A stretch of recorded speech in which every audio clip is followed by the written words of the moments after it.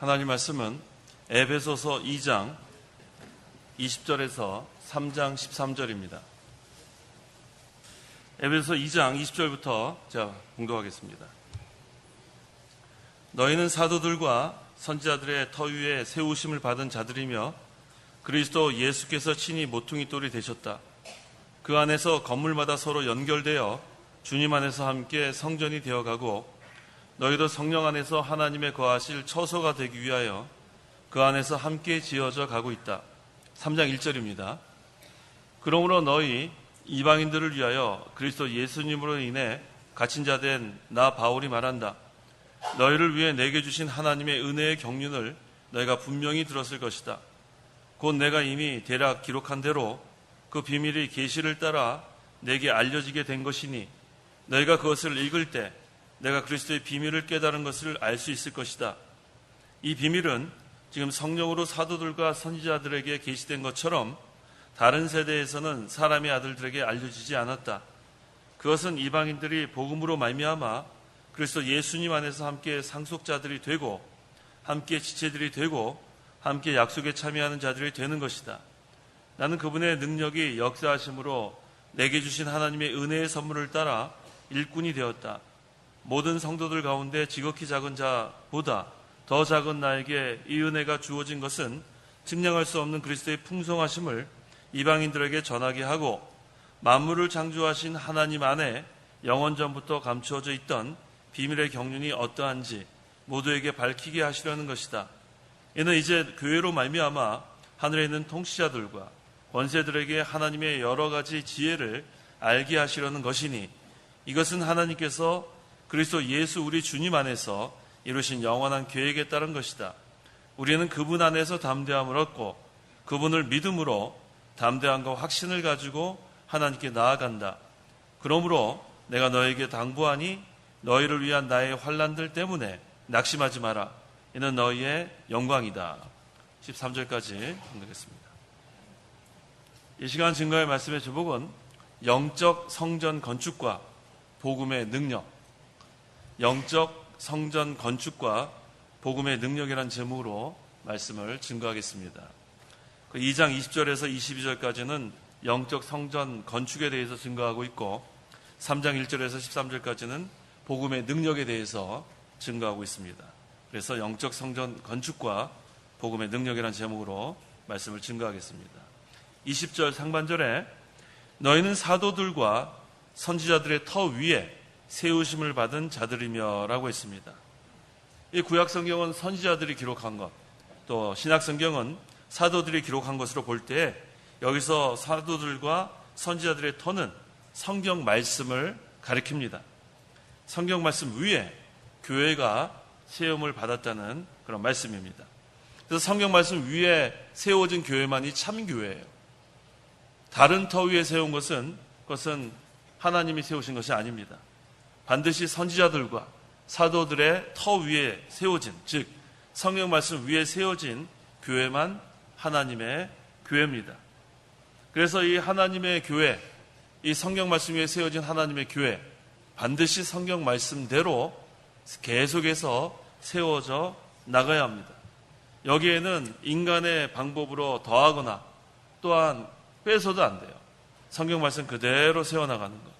그래서 우리가 이 성경 말씀을 통해서 하나님께서 계시하신 것, 이 계시란 뜻은 감추어진 것을 보여준다는 뜻인데 우리에게 감추어진 것을 보여준 것만큼만 믿으면 돼요. 거기까지만 우리가 연구하면 됩니다. 성경보다 더 나가도 안 돼요. 덜 나가도 안 돼요. 성경 말씀대로만 우리가 나가면 그 다음에는 하나님께서 진리 가운데로 인도하시는데 만약에 성경 말씀에 어긋나는 순간부터는 마귀가 역사합니다. 진리의 반대말은 비진리예요. 오늘날 성경 말씀 위에 세워진 것은 진리고 성경 말씀 외에 다른 터 위에 세워진 것은 비진리입니다. 그래서 이 하나님의 교회는 하나님께서 인도하시고 비진리는 마귀가 인도하는 거예요. 그래서 이 성경 말씀 위에 세워진 이 교회는 빛의 세계입니다. 성령께서 빛 가운데로 우리를 인도하세요. 하지만 이 비진리 위에 세워진 그러한 모임은 어둠의 세력이에요. 그거는 어둠의 주관자인 마귀가 주관하기 때문입니다. 그래서 우리가 빛 가운데로 계속해서 환한 빛 가운데로 걸어가는 길은 진리대로 걸어가는 거예요. 그래서 여호수아 1장에 자로나 우로나 치우치지 말라고 했습니다. 읽어보세요. 1장 7절인가요? 예. 7절. 오직 강하고 극히 담대하여 내 종 모세가 내게 명령한 모든 율법을 지켜 행하고 자로나 우로나 말씀에서 떠나지 마라. 그리하면 내가 어디로 가든지 형통할 것이다. 좌로나 우로나 치우치지 말고 진리 그대로 걸어가면 형통한 길이에요. 우리가 형통하고 싶어 하는데 다른 길이 없습니다. 좌로나 우로나 치우치지 말고 하나님의 말씀대로 걸어가면 그 길이 빛 가운데 걸어가는 것이고 그 길이 형통하는 길입니다. 20절 하반절, 그리스도 예수께서 친히 모퉁이 돌이 되셨다라고 했습니다. 코너스톤. 이 모퉁이 돌이 상당히 중요해요. 어느 건물이나 이 모퉁이 돌이 든든하면 그 건물이 든든하게 세워져 나가는데 이게 흔들흔들하면 불안해지기 시작하는 거예요. 이게 흔들흔들하면 안 됩니다. 기초가 든든해야 돼요. 그런데 이 기초가 누구냐 하면 예수 그리스도예요. 예수 그리스도는 우리의 모퉁이 돌. 그래서 이 성도가 각자의 영적 성전을 짓고 있는 가운데 함께 큰 성전을 짓는다고 했죠. 그래서 예수님을 통해서 우리가 다 연결이 되는 거예요. 이 모퉁이 돌이 있으니까 이 건물에 그 연결이 되지 않습니까? 그래서 그리스도 안에서 우리가 연결이 되는 거예요. 그리스도 안이 아니라면 우리는 평생 어디서 만나지도 못할 사람들인데 그리스도 안에서 이렇게 만나게 된 것 참 감사해요. 그래서 저는 가끔 이 옆에 사람들을 한 번씩 쳐다보라 그래요. 한번 쳐다보세요. 옆에 사람들. 우리 어디서 만나겠어요? 어디서? 이 귀한 사람들. 그리스도 안에서 우리가 만나게 된 거예요. 만나게 된 거. 저는 청년부 시간에도 마찬가지. 한번 쳐다보라 그래요. 얼마나 좋은지 몰라요. 우리가 지금 전 세계 그 인구가 70억이 넘는다고 하는데 어떻게 만나겠어요? 어떻게? 진짜 감사합니다. 이제는 그리스도 안에서 그리스도는 모퉁이 돌이 되시고 우리는 다 연결이 돼서 함께 큰 성전을 지어나가는 것 참 감사합니다. 근데 여기서 영적 성전을 건축한다는 뜻이 무엇인가를 알아야 돼요. 영적 성전을 건축한다는 것이 무슨 뜻인가? 그리스도의 형상을 이루어가는 거예요. 그리스도의 형상을 이루어가는 것. 그러니까 의와 진실과 거룩, 얼마나 좋은 말들이 많은지 몰라요. 이런 것들을 다 우리가 함께 세워나가는 겁니다. 그래서 이렇게 그리스도의 형상을 이룬 것은 없어지지 않아요. 세상에 우리가 이룬 것들, 다 없어지죠. 요새, 얼마나 운동하는 사람들, 참 옛날에는 우리 기밀하면은 모르는 분들도 있겠죠, 기밀. 모르죠, 우리? 주영이 알아요, 기밀? 모른댔잖아요. 몰라요, 요즘 애들은. 제가 지난번에 청년부 설교하다 깜짝 놀랐어요. AFKN을 모르더라고요, AFKN. 아, 모르세요? 옛날에 우리 미국 방송 나오는 거 있잖아요. 근데 우리 청년들이 한 명도 몰라요, AFKN을. 아, 그래서 제가 예화 들려다 못 들었잖아요. 오늘도 기밀하면 우리 애들은 몰라요. 자, 기밀하면 박치기 선수로 유명하잖아요. 또 기밀. 근데 벌써 우리 젊은 세대들은 다 잊어버렸어요. 다 잊어버렸어요. 그게 바로 우리가 이렇게 세상에서 얻는 그런 영광입니다. 그 당시에는 대단하지 않았어요? 기밀하고 여건부 하면 거기 흑백 텔레비 앉아가지고 여건부 막 때리는 거 좋아하고 얼마나. 근데 그 사람들 지금 다 아이들은 한 명도 모르는 거예요. 이 세상에서 얻어진 그러한 영광, 명예는 다 잊혀지게 돼 있습니다. 그래서 우리가 세상에서 열심히 노력한 것, 그건 영원히 남는 것이 아니에요. 영원히 남는 것은 그리스도의 형상을 이룬 것만 남습니다. 그건 영원히 남아요. 하늘나라 가서도 남는 겁니다. 온 세상이 다 멸망당해도 하나님의 이루어놓으신 구원운동은 그대로 남는 거예요. 그래서 우리가 이 영적 성전 건축, 이것은 바로 그리스도의 형상을 이루어가는 것, 우리가 잘 기억해야겠습니다. 21절 그 안에서 그물마다 서로 연결되어 주님 안에서 함께 성전이 되어가고. 그리스도 안에서 우리는 다 연결이 되어 있어요. 우리는 이 몸과 지체, 그리스도는 머리시고 교회는 몸이고 그 다음에 각 지체. 자, 필요 없는 지체가 있을까요? 필요 없는 지체가 없습니다. 제가 그 뉴스 어저께인가 제가 그 네이버 뉴스 거기에 읽다가 깜짝 놀랐어요. 미국에 있는 어떤 그 젊은 그 모델이 그 허리 가늘게 하겠다고 갈비뼈를 6개를 뽑아내는 수술을 했다는 거예요. 난 정말 경악을 금치 못했어요. 그래서 허리가 몇이 됐냐면 16인치가 됐어요. 이거 뭐 우리는 상상도 못한 일이 일어나는 거예요. 아니 그 갈비뼈를 뽑아버리면 어떻게 하죠? 한장로님, 갈비뼈가 무슨 역할을 합니까? 한장로님, 그거 뭐 이렇게 보호하는 거 아니에요? 폐나 심장이나 장기 보호하는 거죠? 뭐 그런 거 생각 안 하고 그걸 뽑아버리고 허리가 완전 16인치.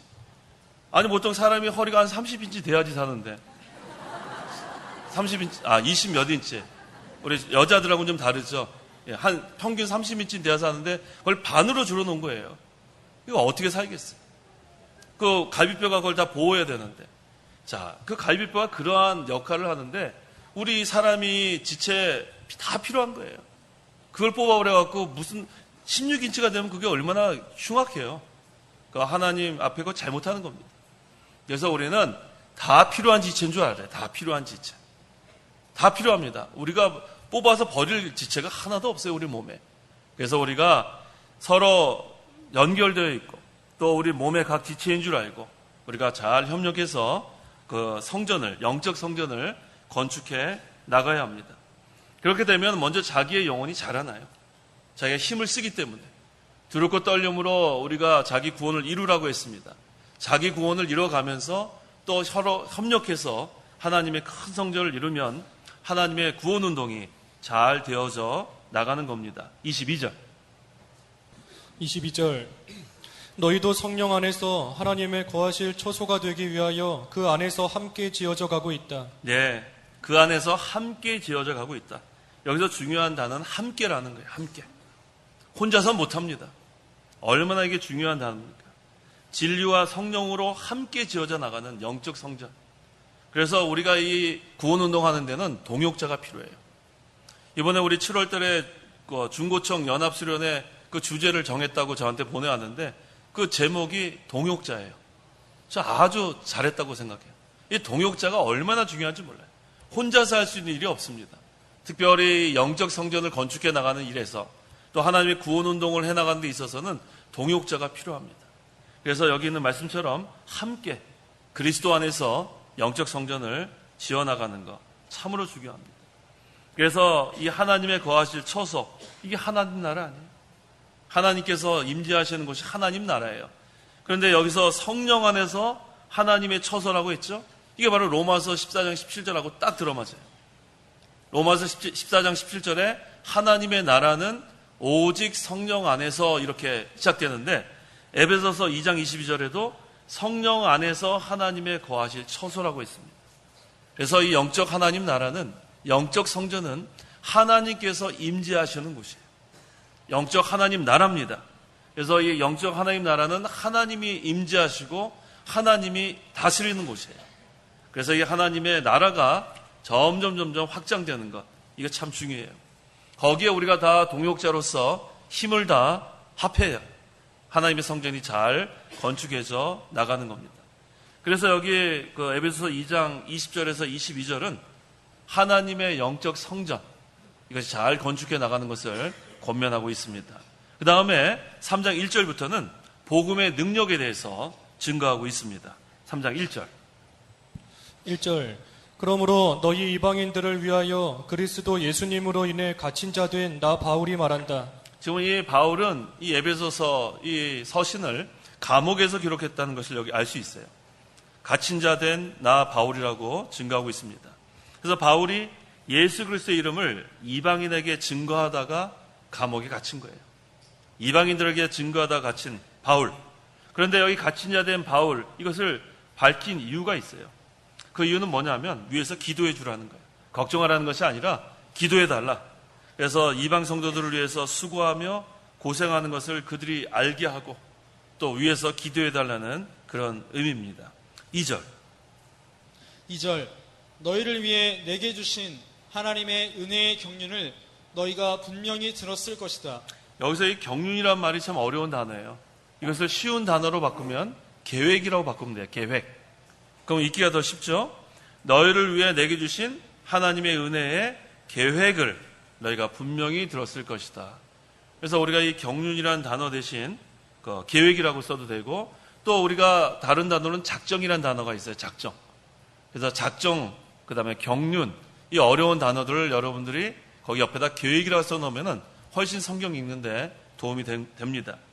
그래서 여기에 은혜의 경륜이라는 것은 이방인들을 구원하는 그 하나님의 그 계획을 여기서 말하고 있습니다. 3절. 3절 곧 내가 이미 대략 기록한 대로 그 비밀이 계시를 따라 내게 알려지게 된 것이니. 예, 이 사도 바울에게 하나님께서 감추었던 것을 보여준 거예요. 그래서 그 비밀이 이 바로 복음을 가리킵니다. 이 복음의 비밀, 이것을 따라 먼저 바울에게 알려지고 또 바울을 이방인들을 구원하기 위한 그릇으로서 그 다메섹 도상에서 하나님께서 바울을 부르시고 이제는 그러한 그 일을 맡긴 겁니다. 그래서 여기 계시는 바로 특별히 하나님의 특별 계시를 가리키는 거예요. 특별 계시. 일반 계시와 특별 계시의 차이점은 일반 계시는 믿는 사람이나 믿지 않는 사람이나 다 보고 아는 게 일반 계시예요. 그래서 일반 계시를 다른 말로 하면 자연 계시라고도 할 수 있어요. 자연을 보면서 야, 누군가가 이렇게 이 우주 만물을 통치하고 있구나. 어렴풋이 어느 정도 알게 하는 것이 바로 일반 계시 또는 자연 계시라고 합니다. 하지만 이 특별 계시는 달라요. 이것은 믿는 자에게만 주시는 계시가 특별 계시예요. 그래서 이 일반 계시, 이 자연 계시를 통해서는 구원을 받을 수 없습니다. 우리 철학자들도 어렴풋이는 누군가가 이 우주 만물을 운행하는 사람이 있을 거, 사람이 아니라 운행하는 존재가 있을 거다. 그렇게 다 생각을 하곤 했습니다. 유명한 철학자들이. 하지만 그들이 구원을 받지 못한 것은 거기에서 끝난 거예요. 그래서 이 철학을 가지고서는 구원받을 수 없습니다. 이 철학과 신학의 차이는 철학은 인간의 최고까지가 철학이라 한다면 신학은 하나님께서 계시하는 거예요. 그래서 인간이 아무리 노력하고 철학 박사가 돼도 하나님을 알 수가 없어요. 최고의 학문, 최고의 그런 학위를 받아도 하나님 알 수가 없어요. 철학의 한계입니다. 하지만 신학은 하나님께서 계시해 주는 거예요. 그래서 우리가 그 신학교에 오는 사람들은 믿지 않는 사람들은 와서 하나 쓸데없어요. 불신자들이 신학을 공부하면 아주 날카로운 무기를 그들에게 주어지는 것과 마찬가지. 그래서 신학을 공부한 다음에 오히려 기독교를 공격하는 데 사용하는 자들이 자유주의 신학자입니다. 또 믿음 없이 그냥 이렇게 와서 신학 공부하는 사람들에게는 이 신학이 오히려 독이 될 수 있어요. 그래서 그걸 가지고 계속해서 쓸데없는 질문을 하고, 그래서 우리가 신학교에서 그 면접할 때 그것부터 우리가 물어봐요.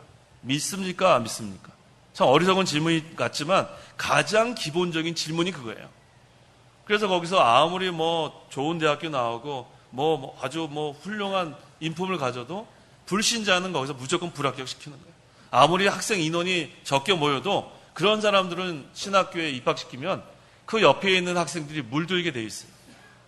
그래서 우리가 이 특별 계시는 믿는 사람에게만 주시는 하나님의 선물인 것으로 우리가 알 수 있습니다. 4절.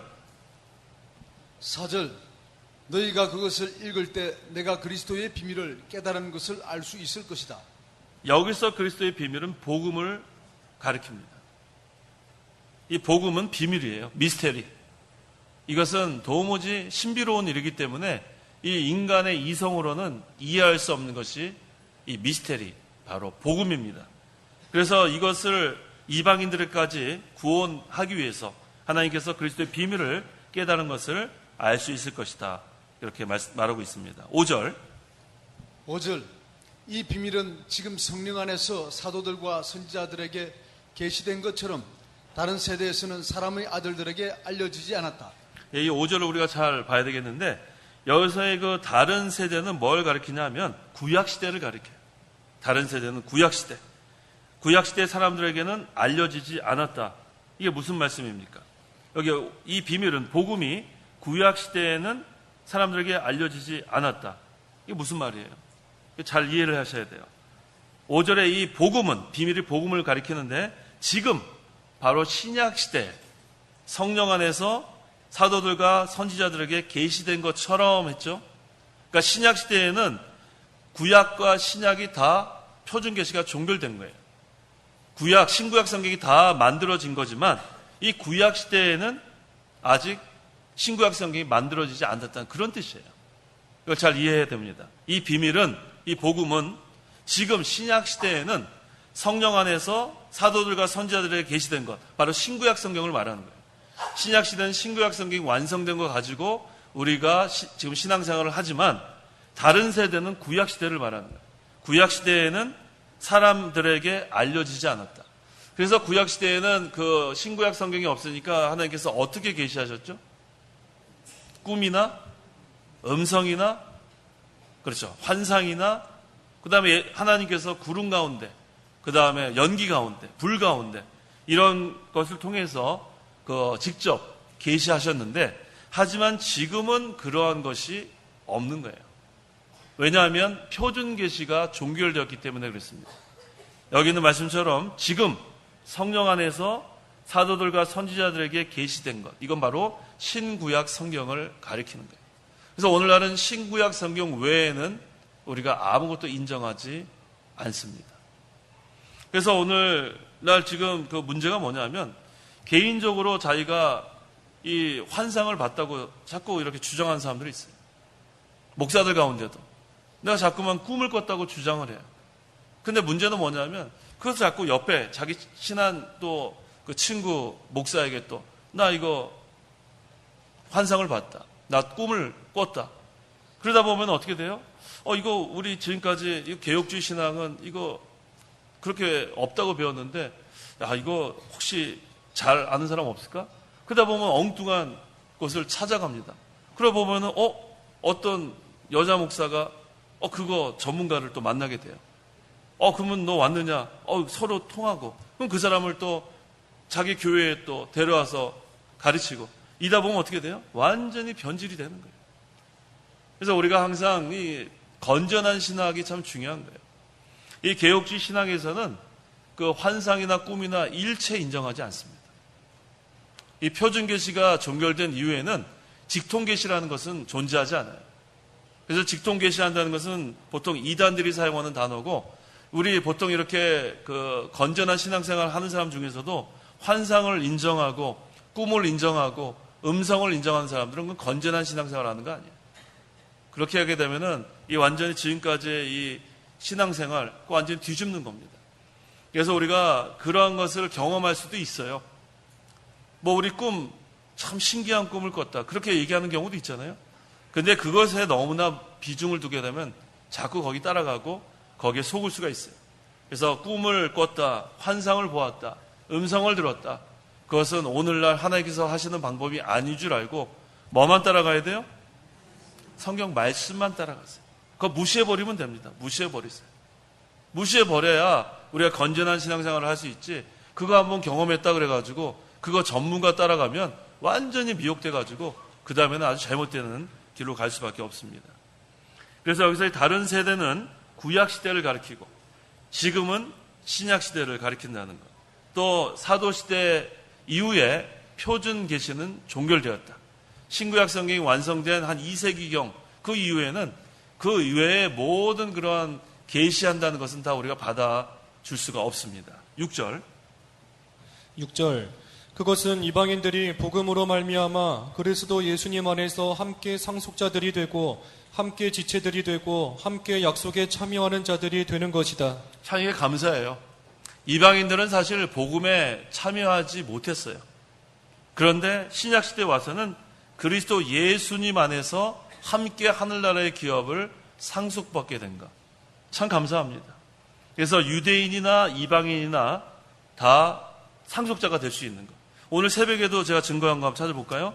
그 사도행전 오늘 몇 장 했습니까? 13장. 그 1절 읽어보세요. 사도행전 13장 1절. 오늘 새벽 예배 때 한 거. 1절 안디옥 교회에 선지자들과 교사들이 있었는데 그들은 곧 바나바와 니게르라고 불리는 시므온과 구레네 사람 루기오와 분봉왕 헤롯과 함께 양육되었던 마나엔과 사울이었다. 예, 이 안디옥 교회가 최초의 선교사를 파송한 그러한 교회예요. 오늘날 지금 많은 그러한 성도들이 전 세계에 퍼져 있는데 최초로 선교사 파송한 교회예요. 바나바와 사울, 이 바울을 얘기하는 거예요. 근데 여기 이 안디옥 교회에 지금 선지자들과 교사들이 있는데 어떠한 구성으로 되어 있나 보세요. 바나바와 니게르라고 불리는 시므온. 이 니게르는 흑인을 가리키는 거예요. 그 다음에 구레네 사람 루기오, 흑인. 또 분봉왕 헤롯과 함께 양육받았던 마나엔. 이 마나엔은 귀족 같아요. 왕중에서 이렇게 그 양육을 받았으니까. 그러니까 여기 성경을 잘 가리키는 바나바, 그 다음에 사울, 그 다음에 흑인인 시므온, 루기오, 그 다음에 귀족 출신인 마나엔. 이게 뭐예요? 차별이 없어졌어요. 차별이. 신약시대에는 인종적인 차별도 없고 빈부의 차별도 없고 유무식의 차별도 없고 유대인이나 이방인에 대한 차별도 없고 안디옥 교회의 이 교사들의 구성원을 보면 우리가 알 수 있는 거예요. 그래서 이 신약시대에는 차별이 없습니다. 사실 우리 한국 사람들도 전부 다 이방인들인데 여기까지 이렇게 복음이 들어온 것, 이것은 하나님의 역사로 봐야 돼요. 하나님의 역사. 어떻게 이 복음이 우리 한국에까지 그 영국이나 미국의 그 젊은 그 선교사들이 그 25, 6살 되는 그 미지의 나라, 그건 뭐 어떤 나라인지도 모르는 거예요.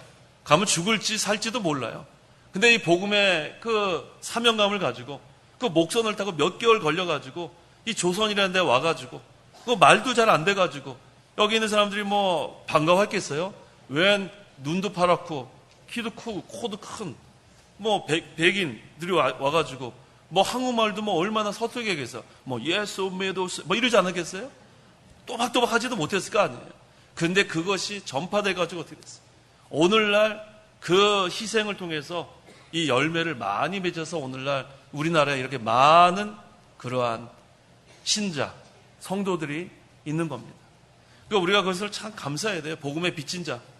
그래서 이제 우리도 지금 선교하느라고 상당히 애를 쓰는데 우리가 그저 선교한다는 마음으로 그냥 끝나는 게 아니라 실제로 우리가 기도도 하고 실제로 선교사 파송도 하고 또 이 가운데서 선교사로 또 가야 될 사람도 있고 그래서 어찌하든지 우리가 복음의 빚진 자로서 우리가 다 힘을 써야 돼요.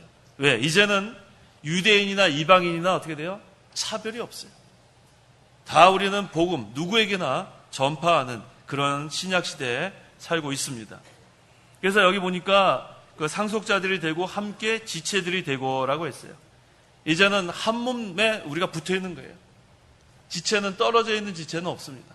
다 우리가 붙어 있기 때문에 한 지체가 고통을 당하면 온 몸이 아픈 것처럼 우리가 다 이제는 함께 상속자가 되고 함께 지체들이 되고 그 다음에 또 함께 뭐가 됐다고 그랬어요? 약속에 참여한다는 것이라고 했어요. 약속. 구원 계획에 참여했다는 뜻이에요. 그래서 우리가 이제는 여기 아까 제가 함께라는 단어 중요하다고 했죠? 함께. 그리스도 예수님 안에서 함께 상속자들이 되고 함께 지체들이 되고 함께 약속에 참여하는 자들이 된 것. 이게 하나님의 은혜예요. 이제는 다 연결되어 있는 것으로 우리가 알아야 돼요. 연결되어 있는 것. 끊어지면 죽는 줄 알아야 돼요. 머리와 몸이 끊어지면 그거는 죽은 거예요. 아무리 많은 사람들이 모여 있어도 거기에 머리가 없으면 그리스도가 거기에 안 계시면 그건 죽은 모임이에요. 아무리 두세 사람이 모여도 거기에 머리이신 누가 계시면 예수님이 계시면 그것은 교회가 이루어지는 거예요. 참 중요하죠. 머리가 있어야 교회가 되는 거지 머리가 없이 수천 명, 수만 명, 수십만 명이 모여도 그것은 그저 사람들의 모임이 될 수밖에 없어요. 그래서 우리는 그리스도가 머리가 되고 또 교회는 몸이 반드시 되어야 합니다. 7절 7절 나는 그분의 능력이 역사하심으로 내게 주신 하나님의 은혜의 선물을 따라 일꾼이 되었다. 바울은 하나님의 능력의 역사하심으로 일꾼이 되었다고 했어요. 자기가 하나님의 일꾼이 되려고 결심해서 되는 게 아니에요. 나는 이제 목사가 돼야 되겠다. 나는 이제 주의를 해야 되겠다. 하는 거 다 그냥 그만두고 그렇게 해서 되는 게 아니라 첫째 하나님의 일꾼이 된 것은 뭐라고 했냐면 하나님의 능력이 역사하심으로. 두 번째는 내게 주신 하나님의 은혜의 선물을 따라. 이 두 가지가 중요한 거예요.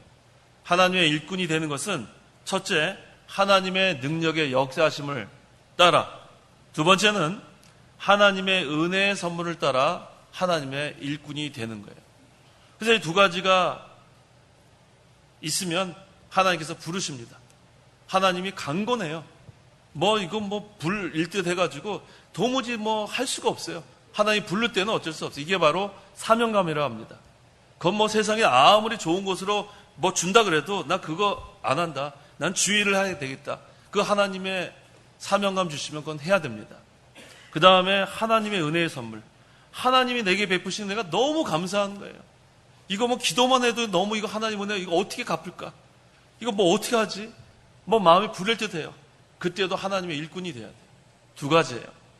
하나님 강건하시는 그러한 능력.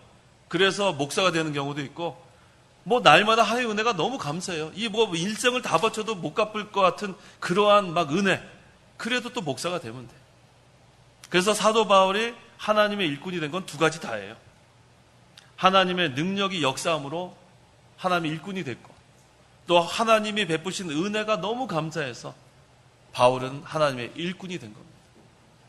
그래서 나이 나된 것은 하나님의 뭐라 그랬어요? 은혜로 된 것이라고 한 게 바울의 고백이에요. 그래서 여기 우리 젊은 청년들 많이 있는데 오늘날 이 목사가 될 사람이 많이 필요해요. 그런데 누가 하라 그래가지고 하면 안 돼요. 넌 보아하니까 성격이 참 좋다. 목사해라. 그래서 되는 게 아니에요. 너는 보니까 목사하면 잘 되겠다. 그래서 권면해가지고 된 사람들 몇 명 와요. 하다가 그만둔 사람 생깁니다. 그러니까 누가 하라 그래서 하는 게 아니라 이 두 가지를 항상 기억해요. 하나님이 강권하시는 그런 능력이 있으면 그건 해야 됩니다. 두 번째는 하나님의 은혜가 너무 감사해서 이거 아니면 살 수 없다고 이게 또 깨달아지면 해야 되는 거예요. 그래서 청년들 사명감 뭐냐고 저한테 자꾸 물어보는데 이 두 가지예요. 하나님이 강권하시는 그러한 것이 있고, 두 번째는 하나님의 은혜가 너무 감사해서 이 두 가지, 그것을 우리는 사명감이라고 할 수가 있습니다. 그래서 그 사명감을 가지고 사도 바울은 많은 일을 했어요. 지금까지 자기가 갖고 있던 것들은 다 배설물로 여긴 거예요. 하나님의 은혜가 너무 감사하니까. 이 바울이 자기의 예를 여기서 들은 겁니다. 8절. 모든 성도들 가운데 지극히 작은 자보다 더 작은 나에게 이 은혜가 주어진 것은 측량할 수 없는 그리스도의 풍성하심을 이방인들에게 전하게 하고. 이게 바로 사도 바울이 제대로 깨달은 거예요. 하나님의 은혜가 너무 감사하면 이렇게 됩니다. 8절에 뭐라고 했어요? 자기를? 모든 성도들 가운데 지극히 작은 자보다 더 작은 자. 이렇게 돼야 돼요. 하나님의 은혜를 우리가 깨닫게 되면 지극히 작은 자보다 더 작은 자인 줄 알게 되는 거예요. 그런데 이걸 하나님의 은혜 잘 모르면은 내가 나와요, 내가 도성을 지었다. 또 내가 뭐 했다. 3번 얘기해서 망한 왕 있죠? 느부갓네살 왕. 나 얘기 3번 해가지고 망한 거. 하여튼 자기를 내세우게 되면 그건 은혜 받지 못한 줄 알아야 돼. 내가 했다. 하여튼 우리가 나가 나오면 벌써 그거는 안 되는 거예요. 그런데 이 사도 바울은 내가 했다는 게 하나도 없어요. 이 뭐라 그랬어요? 지극히 작은 자보다 더 작은 나. 또 고린도전서 15장 9절에는 뭐라 그랬어요? 나는 사도들 가운데 가장 작은 자. 이거 은혜를 제대로 깨달은 거예요. 하나님의 은혜를. 그 다음에 디모데전서 1장 15절. 죄인 가운데 내가 괴수. 사도 바울은 어디를 찾아봐도 너무너무 자기가 아무것도 아닌 것을 어떻게 표현할 줄을 몰라가지고 이거 보세요. 지극히 작은 자보다 더 작은 게 어디 있어요? 근데 사도 바울은 그렇게 표현하는 거예요. 사도들 가운데 가장 작은 자. 죄인도 아주 한심한데 죄인 가운데 또 뭐예요? 괴수. 자, 그런데 사도 바울이 이렇게 표현하면 저희는 표현할 방법이 없어요. 사도 바울이 그래도 어느 정도 여지를 좀 남겨놔야 우리가 표현할 텐데 우리는 뭐라고 표현하면 좋겠어요? 우리는 김현우 학생 뭐라고 표현하면 좋겠어요? 다 해놨어요. 지극히 작은 자보다 더 작은 자, 죄인 가운데 내가 괴수, 내가 사도들 가운데 가장 작은 자. 저도 몰라요. 할 말이 없어요. 그럼 우리 뭐라고 해야 돼? 구데기라고 그래야 되나요? 구데기, 벌레, 지렁이. 그것도 벌써 야곱이 다 얘기했잖아요. 할 말이 없어요. 그래서 우리가 정말로 하나님의 은혜를 감사하면 표현할 길이 없어요. 표현할 길이 없어요. 무슨 말로 우리를 표현할 길이 없어요. 그런데 아직도 내가 있으면은 이거는 잘못된 거지. 하나님의 은혜를 깨달은 자는 없어집니다. 세례요한이 된 세례가 나는 광야에 외치는 자의 소리가 되고 마는 거야. 소리가 되는 거야. 없어집니다. 세례요한도 은혜를 깨달은 자기 때문에 그래요. 그는 흥하고 나는 쇠야 되겠다. 나는 예수님의 신발끈을 맬 자격도 없다. 하나님의 은혜를 깨달은 자는 겸손해질 수밖에 없습니다. 겸손해질 수밖에 없어요. 내가 뭐 하겠다. 그건 벌써 하나님의 은혜 깨닫지 못한 증거예요. 내가 나오서 안 돼. 내가. 다 우리는 십자가 뒤에 숨어야 합니다.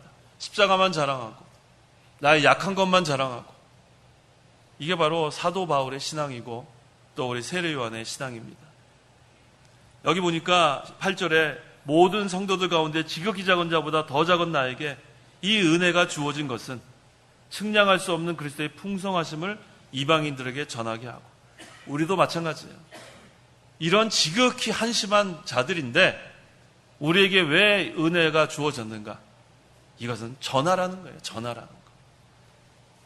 복음을 전하라는 거예요. 하나님께서 지금도 우리를 살려주신 이유가 복음 전하라는 거예요.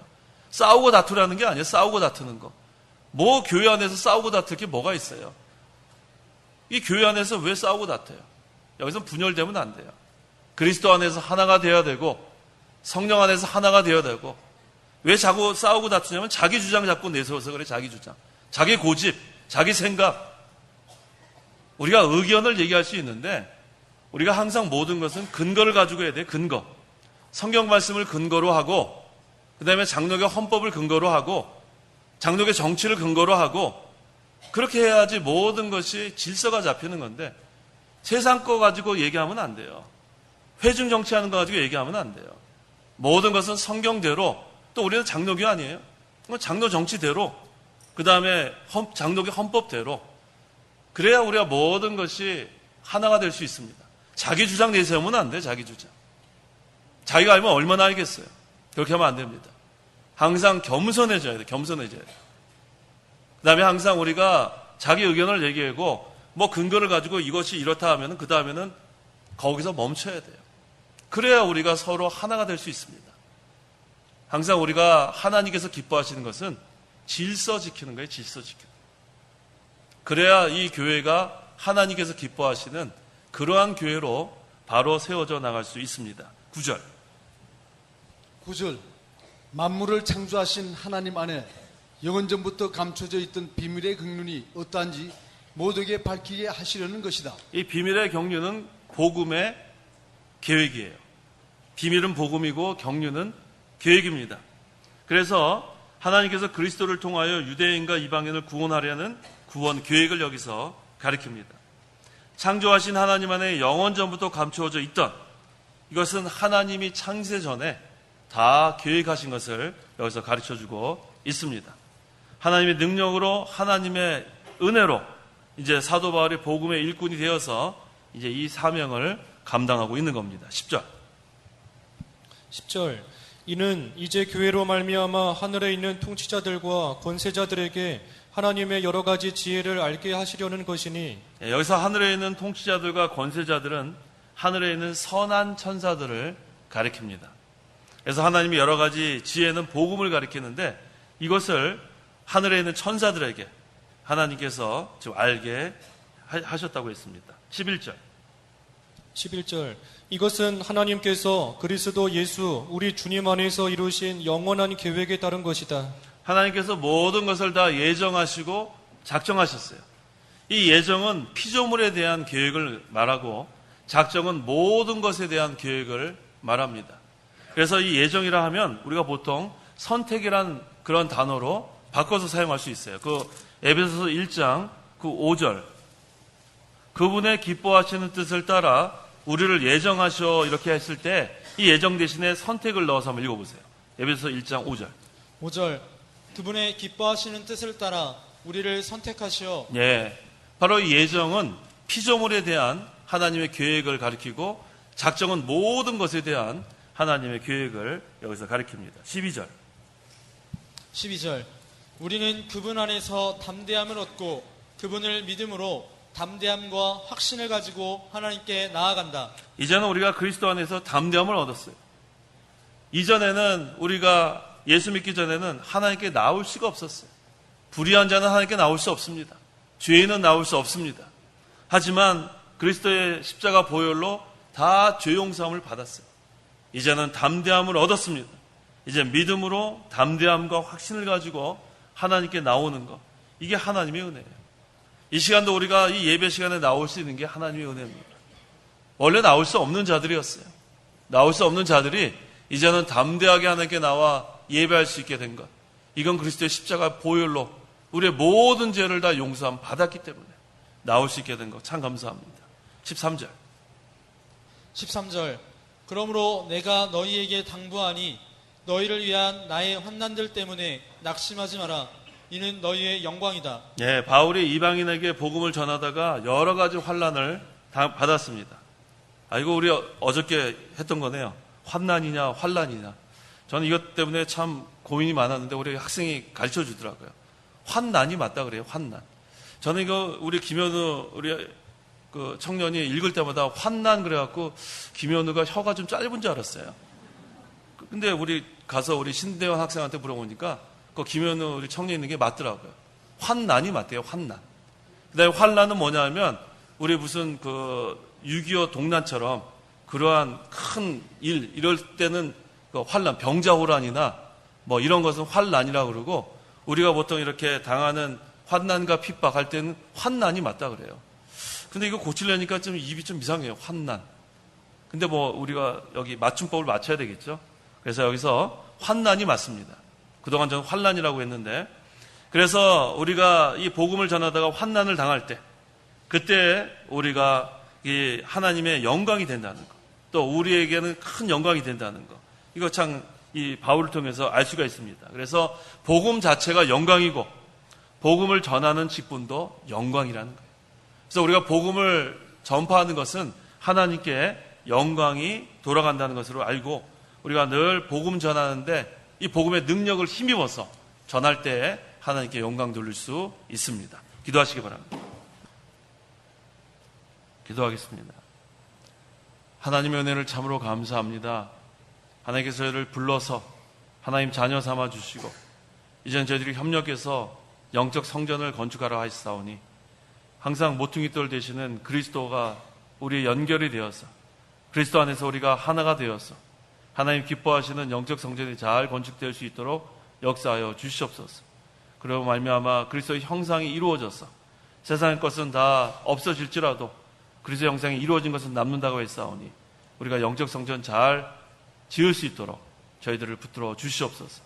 또 복음의 능력이 있다고 했습니다.